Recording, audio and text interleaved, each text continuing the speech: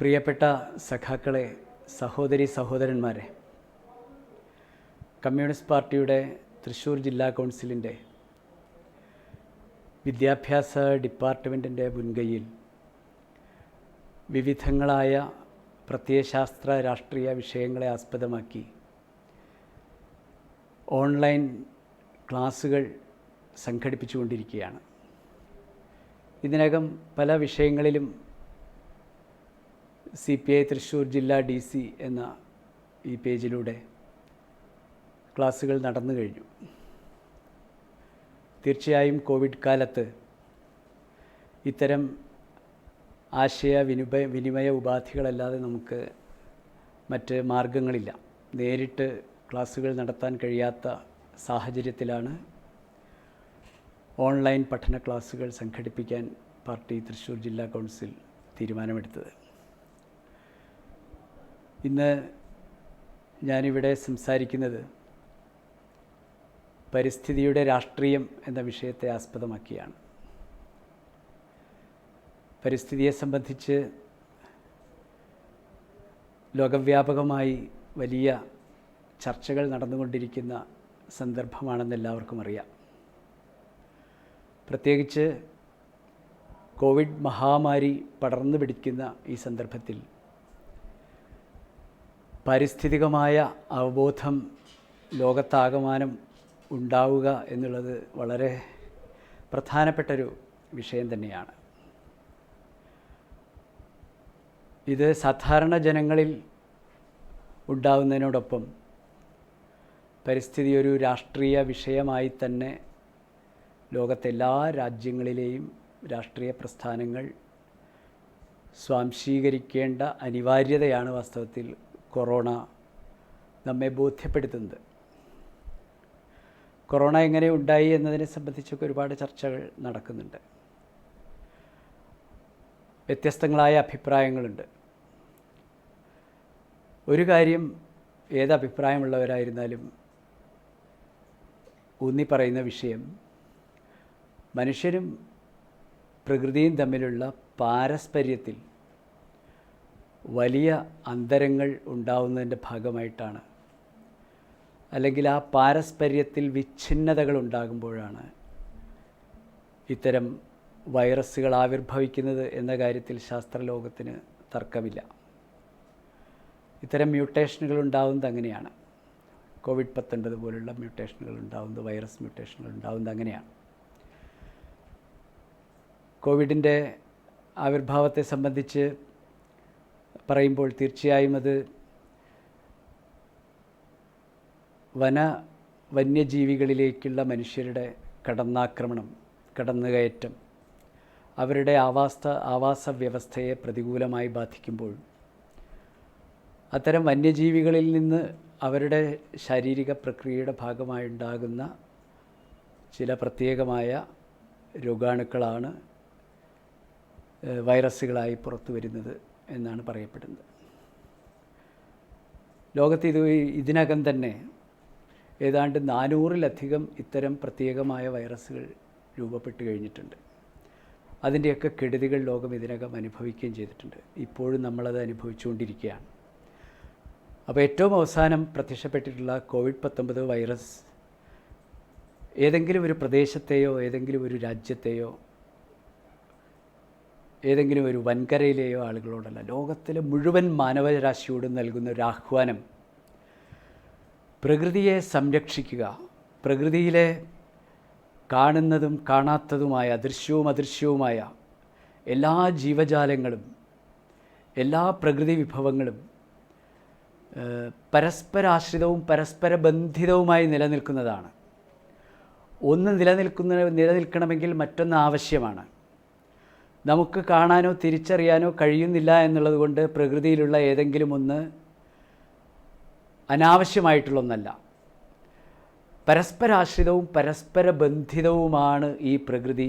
ഈ പരസ്പരാശ്രിതത്വത്തെ പ്രകൃതിയും പ്രകൃതിയിലെ വിഭവങ്ങളും ജീവജാലങ്ങളും പഞ്ചഭൂതങ്ങളും ജൈവപ്രപഞ്ചവും എല്ലാം ചേർന്നുള്ള ഈ പരസ്പര ആശ്രിതത്വത്തെയാണ് വാസ്തവത്തിൽ പരിസ്ഥിതി എന്നതുകൊണ്ട് ഉദ്ദേശിക്കുന്നത്. ആ പരിസ്ഥിതിയിലുണ്ടാകുന്ന ഏതൊരു തരത്തിലുള്ള ആഘാതങ്ങളും പ്രകൃതിയിൽ വലിയ തോതിലുള്ള മാറ്റങ്ങളുണ്ടാക്കും. ആ മാറ്റങ്ങൾ ജീവജാലങ്ങളുടെ ആവാസ വ്യവസ്ഥയെ പ്രതികൂലമായി ബാധിക്കും. അങ്ങനെ ആവാസ വ്യവസ്ഥയിലുണ്ടാകുന്ന പ്രതികൂലമായ അവസ്ഥകളാണ് പലതരത്തിലുള്ള രോഗങ്ങളായി ആവാസ വ്യവസ്ഥയെ തകർക്കുന്ന തരത്തിലുള്ള രോഗങ്ങളും മറ്റ് പ്രകൃതി ദുരന്തങ്ങൾ, അതുപോലെ തന്നെയുള്ള പ്രകൃതി നാശം ഉൾപ്പെടെയുള്ള പ്രശ്നങ്ങളായി പിന്നീട് രൂപപ്പെട്ടു വരുന്നത്. അതുകൊണ്ട് പ്രകൃതിയെ സംരക്ഷിക്കുക, നിലനിർത്തുക എന്ന് പറയുന്നത് വളരെ അനിവാര്യമായിട്ടുള്ള ഒന്നാണ്.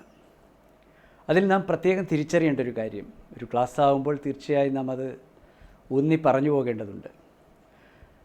പ്രകൃതിയിലെ ജീവജാലങ്ങളിൽ മനുഷ്യൻ മാത്രമാണ് അതിൻ്റെ ആവാസ വ്യവസ്ഥയെ നേരിട്ട് അഭിമുഖീകരിച്ച് മാറ്റി തീർക്കുന്നത്.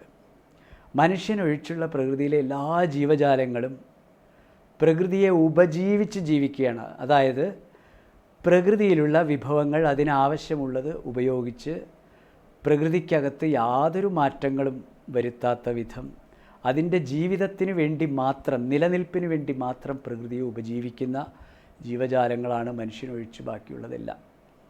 പക്ഷേ മനുഷ്യനാകട്ടെ അവൻ്റെ നിലനിൽപ്പിന് വേണ്ടി മാത്രമല്ല, അവൻ്റെ ഭോഗതൃഷ്ണയും അവൻ്റെ സുഖഭോഗങ്ങളും അവൻ്റെ ആർത്തിയും അവൻ്റെ ധനാർത്തിയും ആർഭാടങ്ങളും എല്ലാം നിർവഹിക്കാൻ വേണ്ടി പ്രകൃതിയെ നിരന്തരം കടന്നാക്രമിക്കുകയാണ്.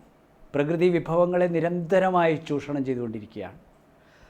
തദ്ഫലമായി പ്രകൃതിയുടെ മുകളിലുള്ള മനുഷ്യരുടെ ഈ കടന്നാക്രമണം നടത്തുന്നത് ആവാസ വ്യവസ്ഥയെ പ്രതികൂലമായി ബാധിക്കുമ്പോൾ അത് മനുഷ്യന് തിരിച്ചടിയാകുക മാത്രമല്ല, മനുഷ്യൻ്റെ പ്രവൃത്തി മൂലം പ്രകൃതിയെ ആശ്രയിച്ച് നിലകൊള്ളുന്ന എല്ലാ ജീവജാലങ്ങളുടെയും നിലനിൽപ്പിന് അത് വെല്ലുവിളിയാകുന്നു. അതുകൊണ്ട് പരിസ്ഥിതിയുടെ മാനദണ്ഡം, അല്ലെങ്കിൽ ഈ പ്രകൃതിയുടെ മാനദണ്ഡം, അത് മനുഷ്യനെ ആശ്രയിച്ച് നിൽക്കുന്നു. മനുഷ്യനാണ്. മനുഷ്യൻ്റെ അക്രമോത്സുകമായ പ്രവർത്തനങ്ങൾ അവസാനിപ്പിച്ചുകൊണ്ടല്ലാതെ പ്രകൃതിയുടെ നിലനിൽപ്പ് ഉറപ്പുവരുത്തിക്കൊണ്ടല്ലാതെ ആവാസ വ്യവസ്ഥയെ നിലനിർത്താൻ കഴിയില്ല. ആവാസ വ്യവസ്ഥ നിലനിൽക്കുന്നത് മനുഷ്യൻ്റെ നിലനിൽപ്പിന് ആവശ്യമാണ്. മനുഷ്യൻ്റെ മാത്രമല്ല, ദൃശ്യവും അദൃശ്യവുമായ ബഹുകോടി ജീവകണങ്ങളുടെ, ജീവജാലങ്ങളുടെ എല്ലാം നിലനിൽപ്പിന് ആവശ്യമാണ്. അപ്പോൾ ആവാസ വ്യവസ്ഥ മനുഷ്യന് മാത്രമല്ല എല്ലാ ജീവജാലങ്ങൾക്കും വേണ്ടി ഉണ്ടാവേണ്ടതാണ്. ഇതാണ് മനുഷ്യനും പ്രകൃതിയും തമ്മിലുള്ള ബന്ധം. ഇതിലെന്തെങ്കിലും മാറ്റങ്ങൾ ഉണ്ടായാൽ വാസ്തവത്തിൽ ഈ പരിണാമ പ്രക്രിയയിൽ ഏറ്റവും ശക്തനായി ആവിർഭവിച്ച മനുഷ്യനാണെങ്കിലും മനുഷ്യൻ ആവാസ വ്യവസ്ഥയിലുണ്ടാകുന്ന മാറ്റങ്ങളിൽ ഏറ്റവും ദുർബലനായി ചിലപ്പോൾ മാറിപ്പോകും എന്നുള്ളതാണ് ഇന്ന് കോവിഡ്-19 കാലത്ത് നാം തിരിച്ചറിയുന്നത്. കോവിഡ്-19 മുന്നിൽ മനുഷ്യൻ നിസ്സഹായനായിരിക്കുകയാണ്. ഒരു ആറ്റത്തെ 10 ലക്ഷമായി വിഭജിച്ചാൽ എത്രമാത്രം സൂക്ഷ്മമായിരിക്കും അതിൻ്റെ വലിപ്പം. അങ്ങനെയുള്ളൊരു ചെറിയ വൈറസിൻ്റെ ഭീതിയിൽ ഇന്ന് ലോകം നടുങ്ങി നിൽക്കുകയാണ്. പ്രകൃതിയെ നിരന്തരമായി ചൂഷണം ചെയ്ത് വലിയ കോടീശ്വരന്മാരും സമ്പന്നന്മാരുമായി തീർന്ന ആളുകളും ഏറ്റവും ദുർബലനായ തെരുവിൽ അലയുന്ന സാധാരണ മനുഷ്യരും ഒരേപോലെ ഈ പ്രതിസന്ധിയെ ഇന്ന് അഭിമുഖീകരിക്കുകയാണ്. ഭയത്തിൽ മനുഷ്യൻ ജീവിക്കുകയാണ്. പുറത്തിറങ്ങാൻ, അവൻ്റെ എല്ലാത്തരം വ്യാപാരങ്ങളിൽ നിന്നും മാറ്റി നിർത്തപ്പെട്ട്, ആഘോഷങ്ങളിൽ നിന്ന് മാറ്റി നിർത്തപ്പെട്ട് മനുഷ്യൻ ഏറ്റവും ദുർബലനായി ഒരർത്ഥത്തിൽ ഈ പ്രകൃതിയുടെ മേലുള്ള മനുഷ്യൻ്റെ കടന്നാക്രമങ്ങൾ കൊണ്ട് മനുഷ്യൻ എത്തപ്പെട്ടിരിക്കുന്നു എന്നുള്ളതാണ് യാഥാർത്ഥ്യം. അപ്പോൾ അതുകൊണ്ട് പരിസ്ഥിതി എന്ന് പറയുന്നത് പ്രകൃതിയിലെ പഞ്ചഭൂതങ്ങളും ജീവജാലങ്ങളും മനുഷ്യരുമെല്ലാം ചേർന്നുള്ള അതിൻ്റെ പരസ്പര ബന്ധങ്ങൾ, തമ്മിലുള്ള ബന്ധങ്ങൾ എല്ലാം ചേർന്ന ആ പരസ്പരാശ്രിതത്വം, അതിനെ നിലനിർത്താൻ ആവശ്യമായ പ്രവർത്തനങ്ങളാണ് വാസ്തവത്തിൽ ഭൂമുഖത്ത് മനുഷ്യൻ്റെ ഭാഗത്തു നിന്ന്, മനുഷ്യരാൽ നിയന്ത്രിക്കപ്പെടുന്ന എല്ലാ സംവിധാനങ്ങളുടെയും പ്രവർത്തനങ്ങൾ പരിസ്ഥിതിയെ സംരക്ഷിക്കുന്ന ഒന്നായി മാറിത്തീരണം എന്നുള്ളതാണ് വാസ്തവത്തിൽ ഇന്ന് കോവിഡ് നമ്മെ പഠിപ്പിച്ചുകൊണ്ടിരിക്കുന്നത്. ഇതേതെങ്കിലും ഒരു പ്രദേശത്ത് ഒതുങ്ങി നിൽക്കേണ്ടതല്ല, ഏതെങ്കിലും ഒരു ചെറിയ ജനപദങ്ങൾക്കിടയിൽ മാത്രം ഒതുങ്ങി നിൽക്കേണ്ടതല്ല, അത് ലോകമാകെ പരന്നു നിൽക്കേണ്ടതാണ്. അപ്പോൾ ആമസോൺ കാടുകൾ കത്തിത്തീർന്നു കഴിഞ്ഞാൽ കേരളത്തിലുള്ളവർക്കൊന്നും സംഭവിക്കില്ല എന്ന് നമ്മൾ വെറുതെ വിചാരിക്കുകയാണ്. വുഹാനിലെ എവിടുന്നോ വന്നു എന്ന് പറയുന്ന ഒരു വൈറസ് എത്ര പെട്ടെന്നാണ് നമ്മുടെ നാട്ടിലേക്ക് എത്തിയതെന്ന് ആലോചിച്ചാൽ മതി. അപ്പോൾ ലാറ്റിൻ അമേരിക്കയിലെ ആമസോൺ കാടുകൾ കത്തിയമർന്നതുകൊണ്ട് നമുക്കൊരു പ്രശ്നവുമില്ല എന്ന് നാം കരുതേണ്ടതില്ല. അമേരിക്കയിലോ കാനഡയിലോ ഉണ്ടാകുന്ന ഏതെങ്കിലും പാരിസ്ഥിതിക വിനാശം നമ്മുടെ നാട്ടിലിരിക്കുന്ന മനുഷ്യരെ ബാധിക്കുകയില്ല എന്ന് കരുതേണ്ടതില്ല. ഈ ഭൂമുഖത്ത് എവിടെയുണ്ടാകുന്ന ഈ പാരസ്പര്യത്തിൻ്റെ തകർച്ചകളും ലോകത്തിലെ മുഴുവൻ മനുഷ്യനെയും ഒരുപോലെ ബാധിക്കും എന്ന് നമുക്കിപ്പോൾ കോവിഡോടുകൂടി ബോധ്യപ്പെട്ടിരിക്കുകയാണ്. അപ്പോൾ ഈ പാരസ്പര്യത്തെ എങ്ങനെയാണ് ഇന്ന് പരിസ്ഥിതിയുടെ മേൽ മനുഷ്യൻ എങ്ങനെയാണ് ഇന്ന് കടന്നാക്രമണം നടത്തിക്കൊണ്ടിരിക്കുന്നത് എന്ന് നാം പരിശോധിക്കേണ്ടതുണ്ട്. പരിസ്ഥിതിയുടെ മുകളിലുള്ള കടന്നാക്രമണം പ്രധാനമായും മനുഷ്യൻ്റെ ഭോഗാസക്തി പൂണ്ട വികസനത്തിൽ നിന്ന് തന്നെയാണ്. വികസന കാഴ്ചപ്പാടുകളിൽ വലിയ മാറ്റങ്ങൾ ഉണ്ടാവണം എന്നുള്ളതാണ് പരിസ്ഥിതിയെക്കുറിച്ച് നാം പഠിക്കുമ്പോൾ തീർച്ചയായും തിരിച്ചറിയേണ്ടത്. ഇന്നത്തെ വികസനത്തിൻ്റെ പരിഗണനകൾ എന്താണ്? പ്രകൃതിയെ ഏറ്റവും അധികം ചൂഷണം ചെയ്യുകയും അതിനെ തകർക്കുകയും ചെയ്യുന്ന ഒരു വികസന കാഴ്ചപ്പാടാണ് ഇന്ന് ലോകത്താകമാനം ശക്തിപ്പെട്ടു വരുന്നത്. ആ വികസന കാഴ്ചപ്പാട് നമ്മുടെ മനുഷ്യൻ്റെ നിലനിൽപ്പിന്, ജീവജാലത്തിൻ്റെ നിലനിൽപ്പിന് ആവശ്യമായതിനെ മുഴുവൻ നശിപ്പിക്കുകയാണ്. വികസന കാഴ്ചപ്പാടുകൾ എന്താണ്? നമുക്ക് 2-3 പേർക്ക് ജീവിക്കാൻ ആവശ്യമായൊരു ചെറിയ വീടിന് പകരം വലിയ രമ്യഹർമ്മ്യങ്ങളാണ് നമ്മൾ ഉണ്ടാക്കുന്നത്. നമ്മുടെ വികസന കാഴ്ചപ്പാടിനെ അങ്ങനെ മാറ്റിമറിക്കപ്പെട്ടിരിക്കുന്നു. നമുക്ക് ഭക്ഷണം തരുന്ന വയലുകൾ, കൃഷിയിടങ്ങൾ, അത് മുഴുവൻ നാം നികത്തി ഭൂമിയാക്കി മാറ്റുകയാണ്, നിർമ്മാണയോഗ്യമായ ഭൂമികളാക്കി മാറ്റുകയാണ്. കൃഷിഭൂമികളായിട്ടല്ല മാറുന്നത്. വികസന കാഴ്ചപ്പാടിൻ്റെ വൈകല്യമാണ്. ആ കാർഷിക ഭൂമികളാണ് വാസ്തവത്തിൽ പരിസ്ഥിതിയെ നിലനിർത്തുന്നതിൽ വലിയൊരു പ്രധാന പങ്ക് വഹിക്കുന്നത്. അതായത് തണ്ണീർത്തടങ്ങൾ പോലുള്ള സ്ഥലങ്ങൾ നമ്മൾ നികത്തുകയാണ്. ഭൂമിയെ തന്നെ ഈ വികലമായ വികസന കാഴ്ചപ്പാടിൻ്റെ ഭാഗമായി ഭൂമിയെ തന്നെ ഒരു ഉൽപ്പന്നമാക്കിയത് മാറ്റി, ഒരു ചരക്കാക്കി മാറ്റിയിരിക്കുന്നു. കൈമാറ്റത്തിന്, ലാഭം കൊയ്യാനുള്ള, ചൂഷണം ചെയ്യാനുള്ള, കൊള്ളലാഭം അടിക്കാനുള്ള ഉൽപ്പന്നമാക്കി ഭൂമിയെ തന്നെ മാറ്റിയിരിക്കുന്നു. ഇങ്ങനെ ഭൂമി മാറുന്നതോടുകൂടി കാണുന്നതെല്ലാം, ഒരു വനം കാണുന്ന ഈ കാഴ്ചപ്പാടുള്ള, വികസന കാഴ്ചപ്പാടുള്ള ഒരാൾ ആ വനത്തെ കാണുന്നത് അതിനകത്തെ മരം മുറിച്ചു വിറ്റാൽ എത്ര കോടി രൂപ കിട്ടുമെന്നാണ്. അതിനകത്തെ കരിങ്കല്ല് പൊട്ടിച്ചെടുത്താൽ എത്ര കോടികൾ കൊയ്യാമെന്നാണ്. ഈ ധൂർത്തമായ ചൂഷണാത്മകമായ വികസന കാഴ്ചപ്പാടുകൾ സൂക്ഷിക്കുന്നവരാണ് ലോകത്തെ മിക്കവാറും എല്ലാ ഭരണകൂടങ്ങളും. ആ ഭരണകൂടങ്ങളുടെ ചെയ്തികൾ ഇങ്ങനെ ആർഭാടത്തിലൂന്നിയിട്ടുള്ള, മനുഷ്യൻ്റെ സുഖാസക്തിയിലൂന്നിയിട്ടുള്ള വികസനങ്ങൾ നിർവഹിക്കുക എന്നുള്ളതാണ്.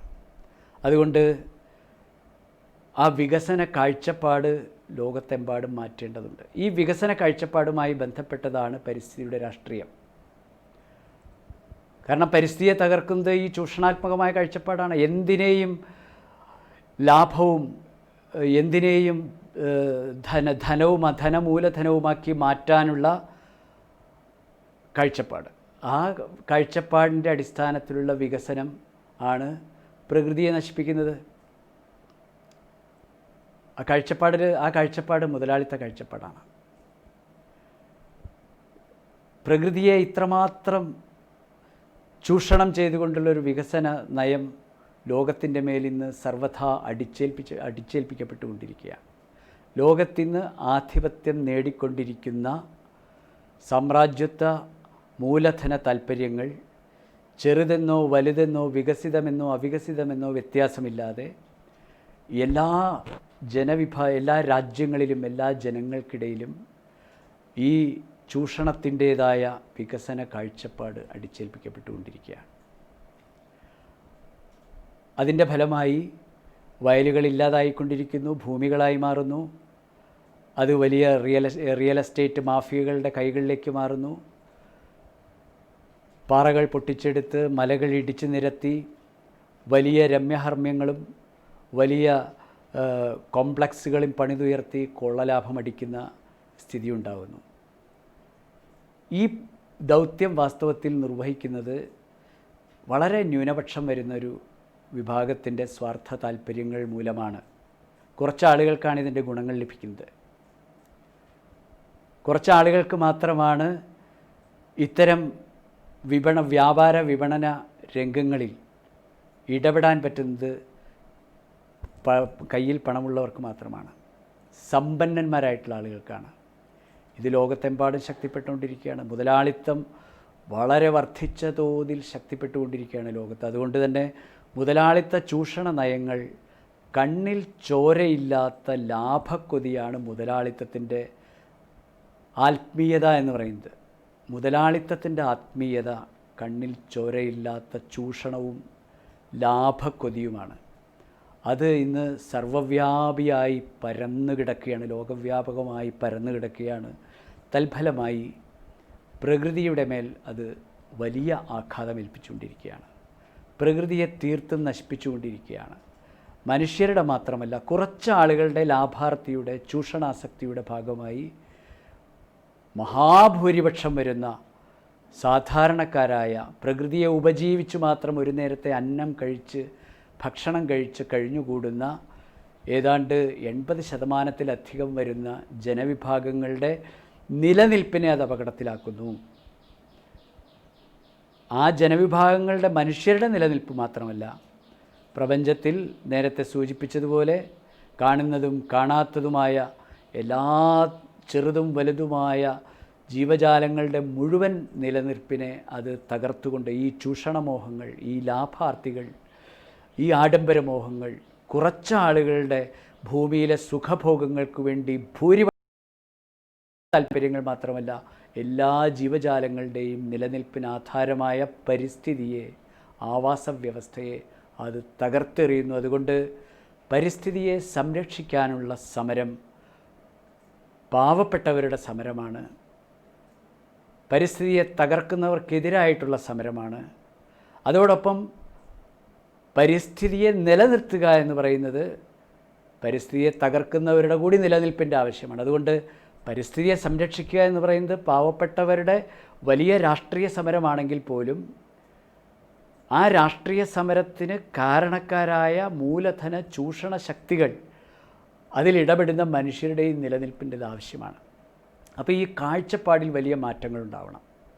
പരിസ്ഥിതി മുതലാളിത്തത്തിൻ്റെയും സോഷ്യലിസത്തിൻ്റെയും ഒക്കെ പരിഗണനാ വിഷയമാവണം. ഏത് സാമൂഹ്യ വ്യവസ്ഥയായാലും പ്രകൃതിയെ സംരക്ഷിക്കുക എന്നുള്ള, മനുഷ്യൻ്റെ നിലനിൽപ്പ് ഉറപ്പുവരുത്തുക എന്നുള്ള, എല്ലാ ജീവജാലങ്ങൾക്കും ജീവിക്കാൻ കഴിയുന്ന സാഹചര്യം ഉറപ്പുവരുത്തുക എന്നുള്ള മൗലികമായ കാഴ്ചപ്പാട് ഏത് സാമൂഹ്യ വ്യവസ്ഥയിലും നിലനിർത്തിക്കൊണ്ട് മാത്രമേ ഈ ഭൂമുഖത്ത് മനുഷ്യന് ജീവിക്കാൻ പറ്റുകയുള്ളൂ എന്നുള്ള തിരിച്ചറിവ് വളരെ പ്രധാനപ്പെട്ടതാണ്. പക്ഷേ ഇതിനെ തൃണവൽഗണിക്കുന്ന നിലപാടുകൾ സ്വീകരിക്കുന്നത് ആഗോള മൂലധന ശക്തികളുടെ താല്പര്യങ്ങളാണ്.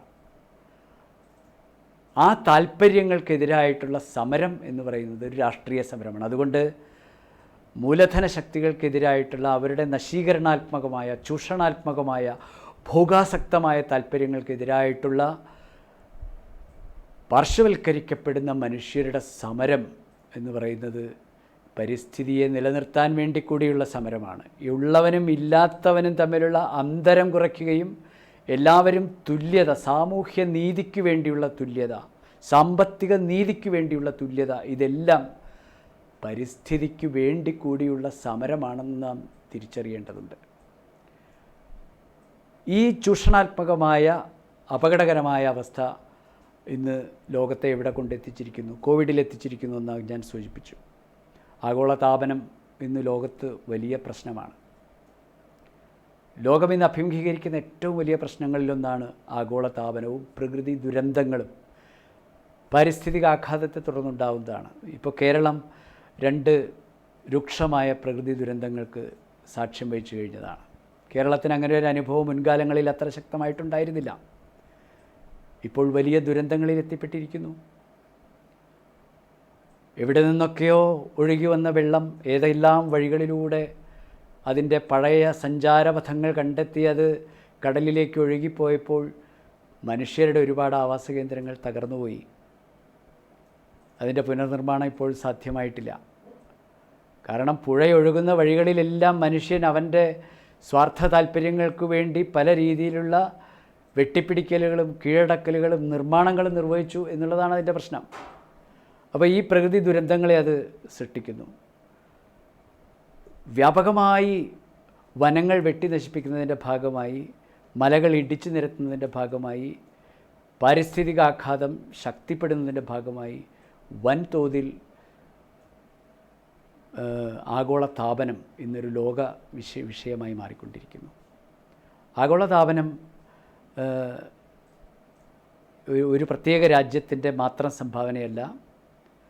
ലോകത്തെ എല്ലാ രാജ്യങ്ങളും നടത്തിയ, ഞാൻ നേരത്തെ സൂചിപ്പിച്ച വിനാശകരമായ വികസന കാഴ്ചപ്പാടുകളുടെ സംഭാവനയാണ് ആഗോളതാപനം.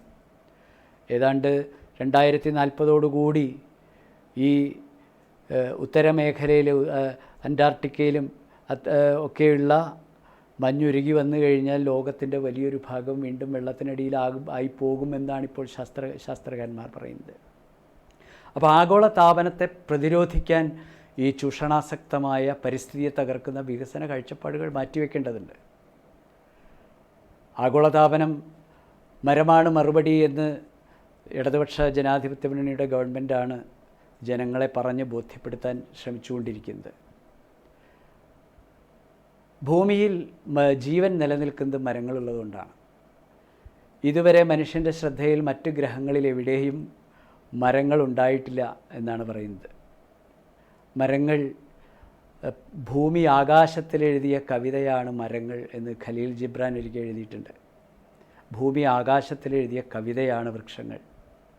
എത്ര ശരിയാണത്! ഒരു മരം അതിൻ്റെ താഴെ നിന്ന് നോക്കുമ്പോൾ, അല്ലെങ്കിൽ ഒരു പർവ്വതത്തിന് മുകളിൽ നിന്ന് അതിൻ്റെ താഴ്വരകളിലേക്ക് നോക്കുമ്പോൾ, അതല്ലെങ്കിൽ ഒരു താഴ്വരയിൽ നിന്ന് നിബിഡമായ വൃക്ഷങ്ങളുള്ളൊരു മേഖലയിലേക്ക് മനുഷ്യൻ നോക്കുമ്പോൾ അവൻ്റെ മനസ്സിലുണ്ടാകുന്ന കാവ്യാത്മകമായ അനുഭൂതികൾ എത്ര വലുതാണ്. ആ മരങ്ങളാണ് വാസ്തവത്തിൽ ജീവൻ്റെ ആധാരം. മറ്റ് ഗ്രഹങ്ങളിലൊന്നും ഇതുവരെ മരങ്ങൾ കണ്ടിട്ടില്ല. മനുഷ്യൻ്റെ നിലനിൽപ്പിന് പ്രധാനമായി ആവശ്യമായിട്ടുള്ള എന്താണ്? ശുദ്ധവായു ആവശ്യമാണ്, ജലം ആവശ്യമാണ്, ഓക്സിജൻ ആവശ്യമാണ്, ജലം ആവശ്യമാണ്, സൂര്യപ്രകാശം ആവശ്യമാണ്. ഈ ജലവും ഓക്സിജനും ഇത് സൃഷ്ടിക്കുന്നത് പ്രധാനമായും വൃക്ഷങ്ങളാണ്. അപ്പോൾ നമ്മൾ വൃക്ഷങ്ങൾ വ്യാപകമായി നശിപ്പിച്ചുകൊണ്ടിരിക്കുകയാണ്. ഇപ്പോൾ ബ്രസീലിലെ ആമസോൺ കാടുകളൊക്കെ ബോധപൂർവം കത്തിച്ച് നശിപ്പിച്ചു കളഞ്ഞു എന്നാണ് പറയപ്പെടുന്നത്. അതിൻ്റെ ദുരന്തങ്ങളൊക്കെ ഇനി വരുന്ന നാളുകളിൽ വരെ ലക്ഷക്കണക്കിന് ഹെക്ടർ വനം നശിപ്പിച്ചു എന്നാണ് പറയപ്പെടുന്നത്. ഇപ്പോൾ ലോകത്തിൽ തന്നെ ഏതാണ്ട് വനങ്ങളെ ആശ്രയിച്ച് 30 കോടി മനുഷ്യർ ഇപ്പോഴും ജീവിക്കുകയാണ്. അവർക്ക് ഈ ആധുനിക ലോകത്തിൻ്റെ ജീവിത സൗകര്യങ്ങളോ സങ്കല്പനങ്ങളോ ഒന്നും അവർക്ക് ബാധകമല്ല. ആദിവാസി ജനസമൂഹങ്ങളാണ്. അവർ വനത്തെ ആശ്രയിച്ചാണ് അവർ ജീവിച്ചുകൊണ്ടിരിക്കുന്നത്. ഏതാണ്ട് 160 കോടി ജനങ്ങൾ വനത്തെ ആശ്രയിച്ച് ജീവിക്കുന്നവരാണ്. വനത്തിൽ ജീവിക്കുന്നവരല്ലെങ്കിലും വനത്തെ ആശ്രയിച്ച് ജീവിക്കുന്ന ആളുകളാണ്. ഇവരുടെയൊക്കെ ജീവിതം പറിച്ചെറിയപ്പെടുകയാണ് ആധുനിക വികസന കാഴ്ചപ്പാടുകൾ. അതാണ് വലിയ പ്രശ്നം. മനുഷ്യരെ പുറന്തള്ളുകയാണ്. മനുഷ്യർക്ക് ജീവിക്കാനുള്ള അവരുടെ സ്വാഭാവികമായി പാരമ്പര്യമായി നൂറ്റാണ്ടുകളായി അവർ ജീവിച്ചു വരുന്ന ആവാസ വ്യവസ്ഥകളിൽ നിന്ന് പരിഷ്കൃത മനുഷ്യൻ്റെ സ്വാർത്ഥപൂർണമായ ചൂഷണാത്മകമായ വികസന കാഴ്ചപ്പാടുകൾ അവരെ പറിച്ചെറിയുകയാണ്. അപ്പോൾ ഞാൻ പറഞ്ഞു വരുന്നത്, ഇതിൽ നിന്നൊരു മാറ്റം ഉണ്ടാവണമെങ്കിൽ ആഗോളതാപനമില്ലാത്ത, പ്രകൃതിക്ഷോഭങ്ങളില്ലാത്ത ഒരു മനുഷ്യന് ജീവിക്കാൻ കഴിയുന്ന ഒരു സംവിധാനം ഉണ്ടാകണമെങ്കിൽ ഓക്സിജൻ സമൃദ്ധമായിട്ടുള്ള ഒരു അന്തരീക്ഷം ഉണ്ടാവണമെങ്കിൽ കുടിവെള്ളം സമൃദ്ധമായിട്ടുള്ളൊരു അന്തരീക്ഷം ഉണ്ടാവണമെങ്കിൽ അതിനെയെല്ലാം സംരക്ഷിക്കുന്ന കാഴ്ചപ്പാടുകളുണ്ടാവണം, ബദൽ കാഴ്ചപ്പാടുകളുണ്ടാവണം. പ്രകൃതിയെ നിരന്തരമായി ചൂഷണം ചെയ്യുന്ന ആ വികസന കാഴ്ചപ്പാടുകളിൽ നിന്ന് മാറി മനുഷ്യൻ്റെയും എല്ലാ ജീവജാലങ്ങളുടെയും നിലനിൽപ്പിനെ പരിഗണിക്കുന്ന ഒരു വികസന കാഴ്ചപ്പാട്, പരിസ്ഥിതി കാഴ്ചപ്പാട് എല്ലാ രാഷ്ട്രീയ പാർട്ടികൾക്കും ഉണ്ടാകണം, എല്ലാ മനുഷ്യർക്കും അതുണ്ടാവണം. പാർട്ടികൾക്കുണ്ടായാൽ അത് കൂടുതൽ ജനങ്ങളിലേക്ക് എത്തും. ജനങ്ങളിൽ അത്തരം ഒരു അവബോധം ഉണ്ടാകുമ്പോൾ അത് പാർട്ടികളുടെ നയങ്ങളായി മാറും. ഇന്ന് ലോകത്തിലെ നിരവധി രാജ്യങ്ങളിൽ ഗ്രീൻ രാഷ്ട്രീയ പാർട്ടികൾ ഉദയം കൊണ്ടിട്ടുണ്ട്. ഫ്രാൻസിലും ജർമ്മനിയിലും യൂറോപ്പിലെ നിരവധി രാഷ്ട്രങ്ങളിൽ ഇന്ന് ഗ്രീൻ പൊളിറ്റിക്സ് വളരെ സജീവമാണ്. നമ്മുടെ രാജ്യത്തും അതിന്ന് വളരെ ശക്തിമത്തായ ഒന്നായി മാറിക്കൊണ്ടിരിക്കുന്നുണ്ട്. അപ്പോൾ രാഷ്ട്രീയ പ്രസ്ഥാനങ്ങളുടെ വളരെ പ്രധാനപ്പെട്ട ഒരു വിഷയമായി, അവരുടെ അജണ്ടയായി പരിസ്ഥിതി മാറേണ്ടതുണ്ട്. അത് മാറിക്കൊണ്ടിരിക്കുന്നുണ്ട് എന്ന ശുഭോദർക്കമാണെങ്കിൽ പോലും കോവിഡിൻ്റെ കാലത്ത് ലോകവ്യാപകമായി അത്തരം വിഷയങ്ങൾ രാഷ്ട്രീയ പാർട്ടികളുടെ അജണ്ടയിലേക്ക് കൊണ്ടുവരാനുള്ള ജനങ്ങളുടെ ബോധപൂർവമായ ഇടപെടലുകൾ ആവശ്യമാണ്. പ്രകൃതിയെ ഈ രീതിയിൽ സംരക്ഷിച്ച് നിർത്തണമെങ്കിൽ വികസനത്തിൻ്റെ ബദലുകൾ എന്താണ്? ബദലുകൾ തീർച്ചയായിട്ടും പ്രകൃതിയെ സംരക്ഷിക്കുന്ന ബദലുകൾ തന്നെ ഉണ്ടാവണം. അതിന് നമുക്ക് വനസംരക്ഷണം വളരെ അനിവാര്യമാണ്, ജലസംരക്ഷണം അനിവാര്യമാണ്. പക്ഷേ ഇത് നമ്മൾ പറയുമ്പോഴും ഇപ്പോൾ ഇന്ത്യ രാജ്യത്ത് ശ്രീമാൻ നരേന്ദ്രമോദിയുടെ ഗവൺമെൻറ് അധികാരത്തിൽ വന്ന് ഇപ്പോൾ ഒരു വിജ്ഞാപനം പുറപ്പെടുവിച്ചിട്ടുണ്ട്. EIA ഇക്കോളജിക്കൽ ഇമ്പാക്റ്റ് അസസ്മെൻറ്റ് വിജ്ഞാപനം. അതിപ്പോൾ ജനങ്ങളുടെ ചർച്ചയ്ക്കായി വെച്ചിട്ടുണ്ടെന്നാണ് പറയുന്നത്. പക്ഷേ ആ വിജ്ഞാപനം ഇതുവരെ ഹിന്ദിയിലും ഇംഗ്ലീഷിലും മാത്രമേ അച്ചടിച്ച് പ്രസിദ്ധീകരിച്ചിട്ടുള്ളൂ. ഇപ്പോൾ സുപ്രീം കോടതി അത് 22 ഭാഷകളിൽ അച്ചടിച്ച് എല്ലാവർക്കും ചർച്ച ചെയ്യാൻ അവസരം ഉണ്ടാക്കണമെന്ന് കോടതിയിൽ ചില പൊതു താൽപ്പര്യ ഹർജികൾ നൽകിയതിൻ്റെ ഭാഗമായി കോടതി അങ്ങനെ ഒരു തീരുമാനമെടുത്തിട്ടുണ്ട്.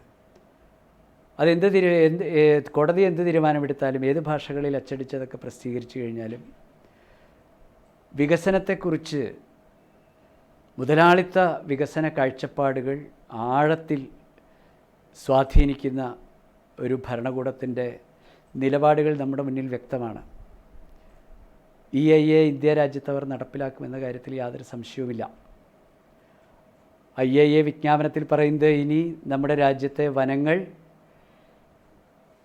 സ്വകാര്യമായ വ്യാവസായിക ആവശ്യങ്ങൾക്ക് ഉപയോഗിക്കാമെന്നാണ്. അതിൽ ഏറ്റവും പ്രധാനപ്പെട്ട കാര്യം അതാണ്. 100 കിലോമീറ്ററുകൾ ഉള്ളിലേക്ക് വരെ, വനാതിർത്തിയിൽ നിന്ന് 100 കിലോമീറ്റർ ഉള്ളിലേക്ക് വരെ റോഡുകൾ തുടങ്ങാനും 30 കിലോമീറ്ററുകൾക്കുള്ളിൽ വ്യവസായം തുടങ്ങാനും ടൂറിസത്തിൻ്റെ വികസനത്തിന് വേണ്ടിയുമൊക്കെ വനത്തെ തുറന്നു കൊടുക്കുന്ന ഏറ്റവും അപകടകരമായ,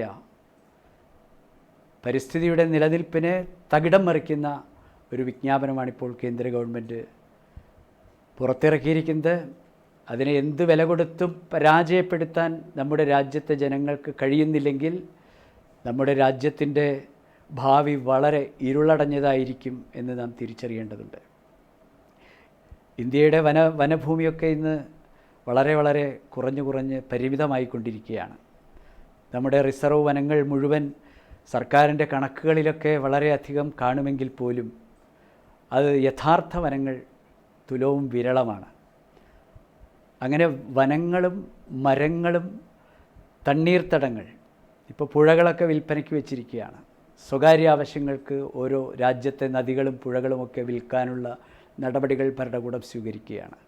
അതെല്ലാം സൃഷ്ടിക്കാൻ പോകുന്നത് വലിയ ദുരന്തങ്ങൾ നമ്മുടെ രാജ്യത്തെ വിളിച്ചു വരുത്തുന്നു എന്നുള്ളതാണ്. നമ്മുടെ രാജ്യത്ത് മാത്രമല്ല, ഇത്തരം നടപടികൾ ഇന്ന് ലോകത്തിൽ അധികാരത്തിലിരിക്കുന്ന എല്ലാ ഭരണകൂടങ്ങളും ഇതുപോലുള്ള നടപടികൾ സ്വീകരിക്കുമ്പോൾ ലോകത്തെവിടെയും മനുഷ്യൻ്റെയും ജീവജാലങ്ങളുടെയും നിലനിൽപ്പ് വലിയ വെല്ലുവിളി നേരിട്ടുകൊണ്ടിരിക്കുകയാണ്. അപ്പോൾ ഇതിനെതിരായിട്ടുള്ള വലിയ ചെറുത്തുനിൽപ്പുകൾ നമ്മുടെ രാജ്യത്ത് ഇത്തരം ഭരണകൂടങ്ങളെ രാജ്യത്ത് അനുവദിക്കണമോ വേണ്ടയോ എന്ന ചോദ്യം ചോദിക്കുന്ന സമരങ്ങളായി പരിസ്ഥിതിക്ക് വേണ്ടിയുള്ള സമരങ്ങളെ നാം ഉയർത്തിക്കൊണ്ടുവരേണ്ടതുണ്ട്. തണ്ണീർത്തടങ്ങൾ മുഴുവൻ നമുക്ക് സംരക്ഷിക്കാൻ കഴിയണം.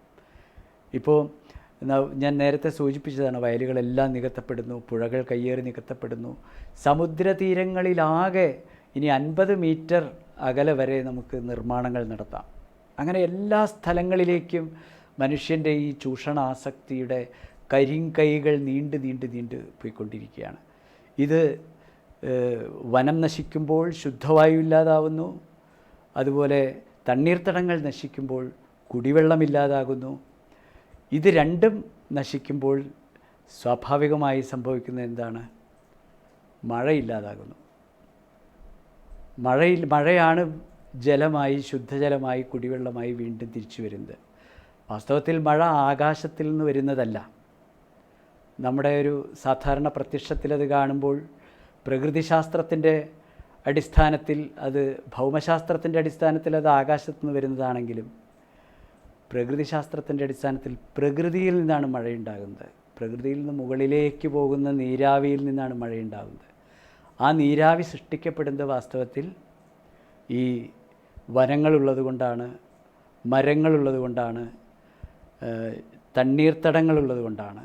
ഈ മരങ്ങൾ ജലാംശത്തെ മണ്ണിൽ പിടിച്ചു നിർത്തുന്നു. തണ്ണീർത്തടങ്ങൾ അത് ഭൂമിയുടെ ആഴങ്ങളിലേക്ക് കരുതൽ ശേഖരങ്ങളാക്കി, ഈ ഉപരിതലത്തിൽ വീഴുന്ന ജലത്തെ അത് കരുതൽ ശേഖരങ്ങളാക്കി ഭൂമിയുടെ ആഴങ്ങളിലേക്ക് അതിനെ സംഭരിച്ചു വയ്ക്കുന്നു. ഇതെല്ലാം ഇല്ലാതാകുന്നതോടുകൂടി ജലമില്ലാതാകും. ജലമില്ലാതാകുമ്പോൾ സ്വാഭാവികമായി മരങ്ങളില്ലാതാവും. മരങ്ങളില്ലാതാവുമ്പോൾ സ്വാഭാവികമായി ശുദ്ധവായു ഇല്ലാതാവും, ജീവവായു ഇല്ലാതാവും. ഇത് രണ്ടും ഇല്ലാതാവുമ്പോൾ മഴയില്ലാതെ വരും. ആഗോളതാപനം വർദ്ധിച്ചുകൊണ്ടിരിക്കും. അന്തരീക്ഷത്തിൽ ഓക്സിജൻ്റെ അളവ് കുറഞ്ഞു കുറഞ്ഞു വരികയും മനുഷ്യൻ നിരവധിയായ രോഗങ്ങൾക്കടിമപ്പെട്ട് ജീവിതം തന്നെ അസാധ്യമായിത്തീരുന്ന സ്ഥിതിവിശേഷം ഉണ്ടാവുകയും ചെയ്യും. അപ്പോൾ ഭരണകൂടങ്ങൾ ഏതെല്ലാം ചെയ്തികളും അവരുടെ നയങ്ങളും നടപ്പിലാക്കുമ്പോഴും ജനങ്ങളെന്നുള്ള രീതിയിൽ പരിസ്ഥിതിയോട് പ്രതിബദ്ധതയുള്ള, മനുഷ്യരോട് പ്രതിബദ്ധതയുള്ള എല്ലാത്തരം ജീവജാലങ്ങളും എൻ്റെ ജീവൻ്റെ തന്നെ ഭാഗമാണെന്ന് തിരിച്ചറിയുന്ന മനുഷ്യർക്ക് ചെയ്യാവുന്ന പ്രധാനപ്പെട്ട ചില കാര്യങ്ങൾ പ്രകൃതിയെ നശിപ്പിക്കാതിരിക്കുക എന്നുള്ളതാണ്. ഹരിതഗൃഹ വാതകങ്ങൾ ബഹിർഗമിക്കുന്ന മനുഷ്യൻ്റെ പ്രവർത്തനങ്ങൾ ഇല്ലാതാക്കുക എന്നുള്ളതാണ്. ഹരിതഗൃഹ വാതകങ്ങൾ എന്ന് പറയുമ്പോൾ നീരാവി, കാർബൺ ഡൈ ഓക്സൈഡ്, മീഥെയിൻ, അതുപോലെ ഓസോൺ തുടങ്ങിയ വാതകങ്ങൾ ബഹിർഗമിക്കുന്ന എല്ലാത്തരം പ്രവർത്തനങ്ങളും ഇല്ലാതാക്കാൻ പറ്റണം. ഈ ഓസോൺ പാളികളിലുണ്ടാകുന്ന വിള്ളലുകളാണ് ഭൂമിയിലേക്ക് കൂടുതലായി വിഷാംശമുള്ള രശ്മികളെ ഭൂമിയിലേക്ക് എത്തിക്കുന്നത്. ഓസോൺ പാളികൾ തകരുന്നതോടുകൂടി ആഗോളതാപനം വർദ്ധിക്കുകയാണ്. ആഗോളതാപനം വർദ്ധിക്കുന്നതിൽ പ്രധാനപ്പെട്ട കാരണം അതാണ്. അപ്പോൾ ഇത്തരം ഹരിതഗൃഹ വാതകങ്ങൾ പുറന്തള്ളുന്ന രീതിയിലുള്ള മനുഷ്യൻ്റെ പ്രവർത്തനങ്ങൾ ഇല്ലാതാക്കാൻ പറ്റണം. അതിന് നമുക്ക് ചെയ്യാവുന്ന കാര്യങ്ങൾ എന്തൊക്കെ ചെയ്യാൻ പറ്റും? പ്ലാസ്റ്റിക്കൊക്കെ ഉപയോഗിക്കുന്നത് ഇല്ലാതെ നിർത്തിവെക്കണം. പ്ലാസ്റ്റിക് ക്യാരി ബാഗുകളും പ്ലാസ്റ്റിക് കണ്ടെയ്നറുകളും ഇല്ലാത്ത ഒരു ജീവിതത്തെക്കുറിച്ച് നമുക്ക് ആലോചിക്കാൻ ഇന്നത്തെ സാഹചര്യത്തിൽ വളരെ ബുദ്ധിമുട്ടുണ്ട്. പക്ഷേ കേരളത്തിലെ ഇടതുപക്ഷ ജനാധിപത്യ മുന്നണി ഗവൺമെൻറ് നമ്മുടെ സംസ്ഥാനത്തെ പ്ലാസ്റ്റിക് രഹിത സംസ്ഥാനമായി പ്രഖ്യാപിച്ചതിൻ്റെ നിരവധിയായ നടപടികൾ നടപ്പാക്കിക്കൊണ്ടിരിക്കുന്നുണ്ടെങ്കിലും അതൊന്നും പൂർണ്ണമല്ല. ഈ നിക്ഷേപിക്കപ്പെടുന്ന പ്ലാസ്റ്റിക്കുകൾ മുഴുവൻ ചെയ്യുന്ന ഏറ്റവും വലിയ ദ്രോഹം എന്താണെന്ന് വെച്ചാൽ മണ്ണിൻ്റെ ഉർവരതയെ അത് നശിപ്പിച്ചു കളയുന്നതാണ്. മണ്ണിൻ്റെ ജൈവശേഷിയെ അത് നശിപ്പിക്കുന്നു. മണ്ണിൻ്റെ ആഴങ്ങളിലേക്ക് വെള്ളത്തെ എത്തിക്കുന്ന അതിൻ്റെ പ്രവർത്തനങ്ങൾ മണ്ണിനെ നശിപ്പിക്കുന്നു എന്നുള്ളതാണ്. 400-500 വർഷങ്ങൾ ഒരു പ്ലാസ്റ്റിക് ക്യാരി ബാഗ് അതേപോലെ മണ്ണിൽ കിടക്കുന്നു എന്നുള്ളതാണ് യാഥാർത്ഥ്യം. അപ്പോൾ ഇത്തരം മനുഷ്യൻ്റെ അറിവ് കുറവ് കൊണ്ടോ അല്ലെങ്കിൽ മനുഷ്യൻ്റെ ജീവിതസുഖങ്ങൾ തേടിയുള്ള പ്രവർത്തനങ്ങളുടെ ഭാഗമായോ ഒക്കെ നാം കൂടെ കൊണ്ട് നടന്ന നിരവധിയായ ശീലങ്ങളെ നമ്മൾ മാറ്റേണ്ടി വരും. പണ്ട് കാലത്ത് ചെയ്തതുപോലെ തേക്കിൻ്റെ വിശാലമായ പത്രങ്ങൾ ഉപയോഗിച്ചോ അതല്ലെങ്കിൽ ന്യൂസ് പേപ്പറുകൾ, ഇപ്പോൾ ന്യൂസ് പേപ്പറിനൊരു വിലയില്ല, ഈ ന്യൂസ് പേപ്പറുകൾ ഉപയോഗിച്ചോ ഒക്കെ സാധനങ്ങൾ, ക്യാരി ബാഗുകൾ ഉണ്ടാക്കുകയും അല്ലെങ്കിൽ അതിൽ പൊതിഞ്ഞ സാധനങ്ങളൊക്കെ വീട്ടിലേക്ക് കൊണ്ടുപോവുകയും ചെയ്യുന്ന അത്തരം രീതികളിലേക്ക് നാം തിരിച്ചു വരേണ്ടി വരും. അങ്ങനെ പ്രകൃതിയെ സംരക്ഷിക്കേണ്ടി വരും. അതുപോലെ തന്നെ നമുക്ക് ഹരിത സാമ്പത്തിക രീതികൾ ഈ വിഷയത്തിൽ സ്വീകരിക്കാവുന്നതാണ്. ഹരിത സാമ്പത്തികം എന്ന് പറയുന്നത് ഊർജത്തെ സംരക്ഷിക്കുക എന്നുള്ളതാണ്. പരമാവധി ഊർജത്തെ സേവ് ചെയ്യാവുന്ന നടപടികൾ സ്വീകരിക്കുക എന്നുള്ളതാണ്. ഇപ്പോൾ എത്ര വൈദ്യുതി ഉൽപ്പാദിപ്പിച്ചാലും നമ്മുടെ രാജ്യത്ത് ഒട്ടും അധികമാവുന്നില്ല. ഏതാണ്ട് 800 മെഗാവാട്ട് വൈദ്യുതി കുറവുള്ള സംസ്ഥാനമാണ് കേരളം. ആ വൈദ്യുത ആവശ്യങ്ങൾ നിർവഹിക്കുന്നതിന് വേണ്ടി വീണ്ടും വനങ്ങളെ നശിപ്പിക്കാൻ കഴിയുമോ എന്നാണ് നമ്മുടെ നാട്ടിലെ വലിയ വികസന വിദഗ്ധന്മാർ ആലോചിച്ചുകൊണ്ടിരിക്കുന്നത്. അതിരപ്പള്ളി പദ്ധതി വീണ്ടും പുനരാരംഭിക്കണം എന്നുവരെയുള്ള വാദങ്ങൾ നമ്മുടെ സമൂഹത്തിലുണ്ടാവുന്നുണ്ട്.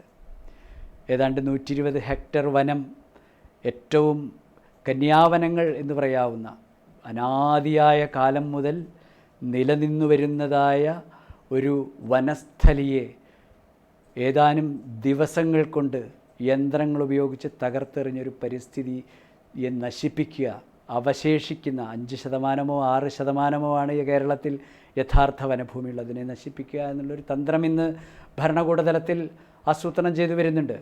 അതും ഇതുപോലുള്ളൊരു തെറ്റായ വികസനത്തിൻ്റെ, ലാഭാധിഷ്ഠിതമായ ചൂഷണാത്മകമായ വികസന കാഴ്ചപ്പാടുകളിൽ നിന്നുണ്ടാവുന്നതാണ്.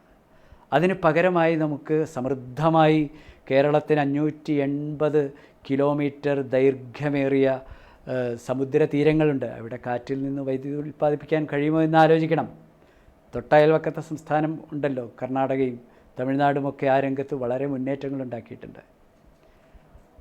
അതുപോലെ തന്നെ സൗരോർജം സംഭരിക്കാൻ കഴിയുമോ എന്ന് നമ്മൾ ആലോചിക്കണം. അത്തരം ബദൽ വികസന കാഴ്ചപ്പാടുകളിലൂടെ പാരമ്പര്യേതരമായ, പ്രകൃതിയെ വീണ്ടും വീണ്ടും ചൂഷണം ചെയ്യുന്നതിനപ്പുറത്തുള്ള ആ പാരമ്പര്യേതരമായ ഊർജ പുനരുജ്ജീവന പ്രവർത്തനങ്ങളിൽ നിന്ന് മാറി പുതിയ വഴികൾ ഈ കാര്യത്തിൽ കണ്ടുപിടിക്കും. അതോടൊപ്പം തന്നെ ഇതിൻ്റെ വിനിയോഗം കുറച്ചു കൊണ്ടുവരണം. ഊർജ ലഭ്യതയുണ്ട് എന്ന് കരുതി ഇഷ്ടംപോലെ വൈദ്യുതി ഉപയോഗിക്കാനുള്ളൊരു മനോഭാവം മനുഷ്യരിലുണ്ട്.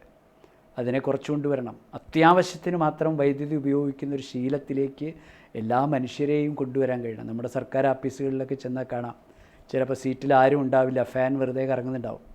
നമ്മുടെയൊക്കെ വീടുകളിലെയും സ്ഥിതി തന്നെയാണ്.